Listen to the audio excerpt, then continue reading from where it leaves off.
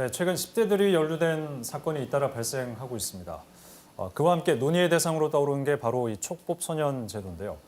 최근 논란이 된 60대 여성에게 담배 심부름을 시킨 10대들에 대해서 강력 처벌해야 한다는 국민청원, 또 동의 인원이 닷새 만에 9만 명이 넘었습니다.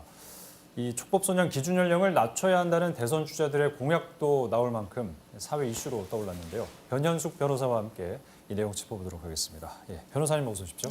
안녕하세요. 예. 요즘 뉴스에 10대 청소년들이 벌이는 흉악한 범죄들 많이 좀 보도가 되면서 사회적 관심 또 걱정이 커지고 있는데 변호사님께서는 이런 부분 어떻게 보고 계십니까? 네, 저도 뉴스 접하면서 많이 우려되고 참 안타까운 생각이 들었습니다. 네. 특히 현대에는 예전에는 그냥 뉴스나 이런 매체에서 간접적으로 접하던 소식들을 지금은 이제 그 현장의 영상들을 직접적으로 접하게 되지 않습니까? 네, 네. 그래서 사람들의 분노가 더 커지는 것 같은데요.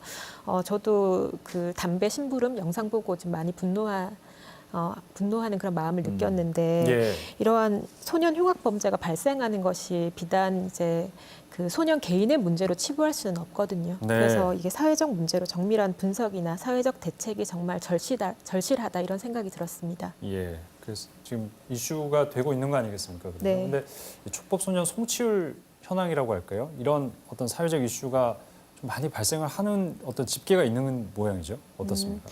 특별히 이제 소년 범죄의 현황이나 실태를 정밀하게 분석한 자료는 좀 부족한 것 같습니다. 네. 경찰청에서 이제 제출한 그런 자료들을 보면은 네네.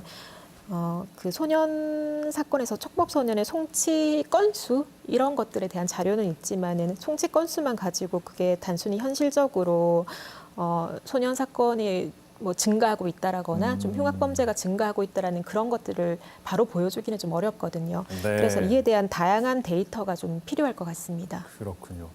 일단 현황만 봐서는 이게 늘고 있지만 그 심각성이 그에 따라 같이 좀 이렇게 올라가고 있는 건지는 좀 더 자세하게 들여다봐야 된다는 말씀이신 네, 거죠? 맞습니다. 예, 알겠습니다. 지금 그런데 이제 워낙 또 잔혹한 범죄들에 이제 10대 청소년들이 어떤 개입을 하는 경우가 있다 보니까 이 촉법 소년과 관련된 연령 기준을 낮춰야 된다 이런 사회적 지금 논의가 좀 시작이 되는 것 같습니다. 변호사님께서는 어떻게 좀 보고 계십니까? 네, 그 소년 범죄의 증감을 떠나서 어찌됐건 흉악 범죄가 계속 발생하고 있으니까 이게 심각한 사회 문제가 되어야 되겠죠. 하지만 소년법이 생긴 그런 배경이 어떤 처벌보다는 소년을 교화시키고 좀 사회로 복귀시키고자 하는 그런 목적이 강하고 네. 또 소년들은 처벌한다고 해서 이 문제가 해결되는 것은 아니거든요. 그래서 단순히 촉법 소년의 연령을 낮춘다거나 소년법을 폐지하자거나 하는 그런 해결 방식으로는 문제가 해결되지 않고 그것은 네. 문제의 본질과도 맞지 않고 좀 단편적인 해결 방법이 아닌가 생각됩니다. 네. 근데 이게 악용해서 범죄를 저지르는 경우도 간혹 이게 있지 않습니까? 네. 그래서 또 피해자 입장에서 봤을 때는 또 거기에 대해서 또 찬성하신 분들도 계실 수가 있을 것 같은데 네, 맞습니다. 지난 6월에 이제 그 소년법 형법 개정안이 또 발의가 되기도 했습니다. 그러니까 처벌 기준을 낮추면 좀 죄가 범죄 발생 건수가 줄어들 수 있을까?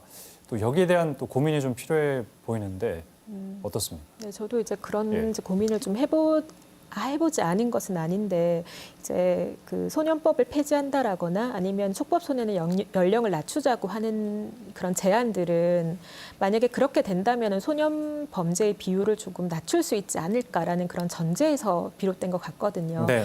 하지만 그렇다고 해서 소년 범죄나 흉악 범죄의 비율이 낮아질 것이라는 좀 과학적인 근거도 없고 또 이런 소년범의 특성상 이 아이들을 예방을 위해서 좀 더 정밀한 분석을 하고 또 교화를 위한 노력을 하고 이런 것들이 우선시 되어야지 그거에 앞서서 무조건 형식적으로 연령을 낮춘다든지 폐지한다든지 이런 것이 선행되어서는 안 된다고 생각합니다. 네. 지금 만 10세에서 14세 미만의 그 네. 청소년들이 해당되는 거잖아요. 네. 예. 사실 학교에서 정상적인 교육을 받고 이제 우리 사회 구성원으로서 성실하게 이제 커가야 되는 그런 시기인데 네. 단순히 처벌에만 집중을 하기에는 또 남은 그렇죠. 인생이 너무 많기 때문에 그런 네, 위험성이 좀 있을 수 성숙한 있겠네요. 인간으로 성장한다라는 거는 굉장히 복잡한 요인들이 작용하는 네, 거잖아요. 그래서 좀 엇나가는 경우가 생길 수도 있고 한데 이것을 무조건 처벌로만 좀 귀결시키기에는 좀 문제가 되지 않나 합니다. 그러면 이제 교정 또는 교화에 무게중심을 실어야 된다는 말씀이신 건데 그러면 네. 그렇게 했을 때 범죄 예방에 많은 효과가 있어야 되는 거 아니겠습니까? 네. 예, 보호관찰제도 이런 것들이 범죄 예방에 좀 도움이 되려면 어떤 식으로 진행이 돼야 될까요? 우선은 그 네. 소년법 제1조가 어떻게 규정이 되어 있는지 한번 같이 보면 좋을 것 같은데요. 네. 제가 좀 읽어드리겠습니다. 네.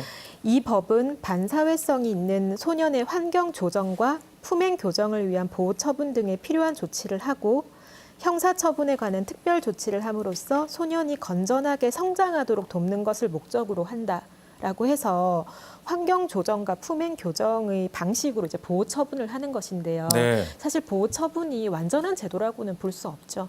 하지만 보호 처분을 통해서 분명히 많은 이제 소년들이 교화되고 있고 이제 품행이 교정되고 있습니다.